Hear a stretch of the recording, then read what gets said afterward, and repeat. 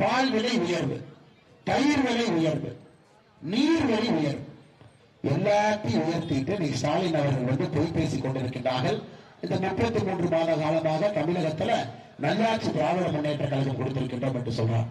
ஐயா விடியலாட்சி தரேன் விடியலாட்சி தரேன்னு நமக்கு எல்லாம் சுடுகாட்டுக்கு போறது பாதையை காமிச்சிருக்கிறான் இல்லைங்களா? 33 மாத காலமாக திராவிட முன்னேற்ற கழகம் நமக்கு விடியலாட்சி கொடுக்கின்றேன் விடியலாட்சி கொடுக்கின்றேன் என்று சுடுகாட்டுக்கு செல்லக்கூடிய பாதையை மட்டும்தான் காண்பித்திருக்கிறாரோ தவிர எதுவுமே நினைக்கல. இதே மாவட்டத்துல உங்க மாவட்ட செயலாளர் இருந்தாரு திமுக என்ன சொன்னாரு? எப்படி மணலை கொள்ளடிக்கிறதாமா பாத்தீங்களா? மணலை எப்படி கொள்ளடிக்கிறது? ஏப்பா நான் ஒருத்தர் தான் மணலை கொள்ளடிக்க அலோவ் பண்றேன், எல்லாம் பார்த்து கொள்ளடிங்க. சுற்றுச்சூழலை நாசப்படுத்தியாச்சு, சட்டம் ஒழுங்க சீர்குலைச்சாச்சு, விலைவாசியை உயர்ச்சியாச்சு, எல்லா இடத்திலையும் லஞ்சத்தை கொண்டு வந்தாச்சு. கேட்டா முதலமைச்சர் நல்லாட்சி கொடுக்கிறேன் மறுபடியும் வந்து நிக்கிறான். அதனால